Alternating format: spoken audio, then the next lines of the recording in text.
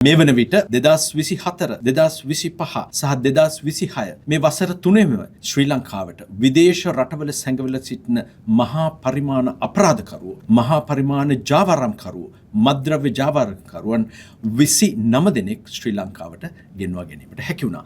අද දින අලියම අපිට තවත් එක් සැකකරුවෙකු ශ්‍රී ලංකාවට ගෙන්වා ගැනීමට හැකි වුණා. මොහු දකුණු පළාතේ සැකකරුවෙක්. මොහු වයස අවුරුදු 37 වියති සැකකරුවෙක්. ශ්‍රී ලංකාවේ අපරාධ පරීක්ෂණ දෙපාර්තමේන්තුවේ නිලධාරීන් තිදෙනෙක් ඕමාන් රාජ්‍යයට ගිහිල්ලා මෙම සැකකරු මේ වෙන විට අද දින ශ්‍රී ලංකාවට ගෙන්වා ගත්තා. මෙම සැකකරු සම්බන්ධයෙන් විශේෂයෙන් ඕමාන රාජ්‍ය ඒ වගේම රාජ්‍ය යාන්ත්‍රණය හරහා අපි ශ්‍රී ලංකාව සහ ඕමාන රාජ්‍යයන් අතර තිබෙනා වූ සුහදතාවයන් එකඟතාවයන් සහ ගෞරවනීය එකමුතුකම හේතුවෙන් මෙම සැකකරු අපිට කඩිනමින් ගෙන්වා ගැනීමට හැකියාව ලැබුණා. ඒ වගේම මතකයේ අවදි කළ යුතුයි විශේෂයෙන් මහජන ආරක්ෂකතුමන් නියෝජ්‍ය ආරක්ෂකතුමන් ඒ වගේම මහජන ආරක්ෂක ලේකම්තුමාගේ ඍජු අධීක්ෂණය යටතේ විශේෂයෙන් පොලිස්පතිතුමා මැදිහත් වී මෙම සැකකරුවන් ශ්‍රී ලංකාවට ගෙන්වා ගැනීමට කටයුතු කළා තිනවා. නිසා අද අප විශේෂයෙන් ස්තුතියක් පුද කළ යුතුයි විශේෂයෙන් ඕමාන රාජ්‍යයට සහ විශේෂයෙන් ඕමාන පොලිසියට අද දින මෙම සැකකරු කඩිනමින් ලංකාවට ගෙන්වා ගැනීමට හැකියවීම ගැන.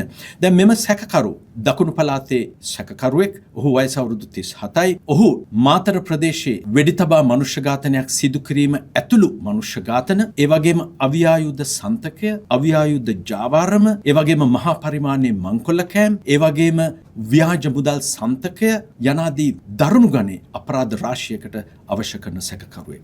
අද මෙම සැකකරු අපරාධ පරීක්ෂණ දෙපාර්තමේන්තුවට බහර ගනිමින් ඉදිරි විමර්ශන කටයුතු ඒ අධිකරණාත්මක අධිකරණයන් වලට ඉදිරිපත් කළා. ඉන් අනතුරු රඳවා ගැනීමේ නියෝග මත මෙම සැකකරු සම්බන්ධයෙන් ඉදිරි ක්‍රියාමාර්ග ගන්නට කටයුතු කරනවා. මෙම සැකකරු සම්බන්ධයෙන්ද ඉදිරියේදී ඔහු විසින් උපයාගත් දේපල සමාජ විරෝධී, අනීතික සහ නීති විරෝධී දේපල පිළිබඳව විමර්ශනයක් මේ වන විට ආරම්භ කිරීම සඳහා පොලිස්පතිතුමාගේ මඟ පෙන්වීම අපිට ලැබිලා තියෙනවා. ඒ වගේම අපි විශේෂයෙන් සඳහන් කළ යුතුයි විශේෂයෙන් ඉන්ටර්පෝල් එහෙම නැත්නම් ජාත්‍යන්තර පොලිසිය, ඕමාන පොලිසිය, බුද්ධි නිලධාරීන් මේ සියල්ලකම එකතුවක් තමයි අද මේ සාර්ථක ලෙස මේ ප්‍රතිඵල අපට ලබා ගන්නට හැකි වී තිබුණේ. ශ්‍රී ලංකාව ජාත්‍යන්තර වශයෙන් තියෙන සම්බන්ධතා මත රතු නිවේදන නොමැතිව අපි සැකකරුවන් ශ්‍රී ලංකාවට ගෙන්වා ගැනීමේ විශේෂ මෙහෙයුමකුත් මේ වන විට ක්‍රියාත්මක වෙලා තිනවා. මේ වන විට 2024 2025 සහ 26 වසර තුනෙහිම ජාත්‍යන්තර රතු නිවේදන නොමැතිව සැකකරුවන් 13 දෙනෙක් අපි ගෙන්වාගෙන තියෙනවා. ඒ වගේම පෙර දින එනම් 28 වෙනිදා සෙනසුරාදා අපිට හැකියාව ලැබුණා ඉන්දියාවේ සිට මෙරටට එලෙස රතු නිවේදන නොමැතිව ආගමික විගාමික පනත යටතේ උල්ලංඝනය කරන ලද අපිට අවශ්‍ය කරන ලද සැකකරුවන් දෙදෙනෙකු ශ්‍රී ලංකාවට ගෙන්වා ගැනීමට. මෙම සැකකරුවන් දෙදෙනා විශේෂයෙන් ඔබට මතක ඇති 2026 ජනවාරි මාසයේ 29 වෙනිදා ගණමුල්ල ප්‍රදේශයේදී කොකේන් කිලෝග්‍රෑම් 4කට වැඩි ප්‍රමාණයක් සන්තකය තබා ගැනීම සම්බන්ධයෙන් විමර්ශනයක ප්‍රතිඵලයක් හැටියට මෙම සැකකරුවන් දෙදෙනා විශේෂයෙන් අනීතික ලෙස ඉන්දියාවට පැන ගොස් තිබුණා.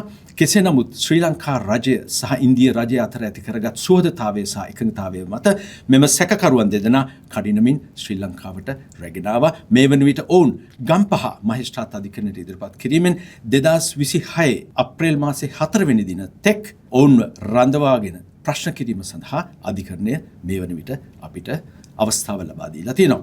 ඒ නිසා ඊටම පැහැදිලි විශේෂයෙන් මහජනතාව මේ වන විට ශ්‍රී ලංකා පොලිසිය කෙරෙහි විශ්වාසය තබලා ඒකාබද්ධව කරන ලද මෙහෙයුම් පිළිබඳ විශ්වාසය තබලා අපිට ලබා දෙන තොරතුරු සහ මඟ පෙන්වීම මේ අවස්ථාවේදී අපි අගය කොට සැලකිය යුතු බව මහජනතාවට මතක්.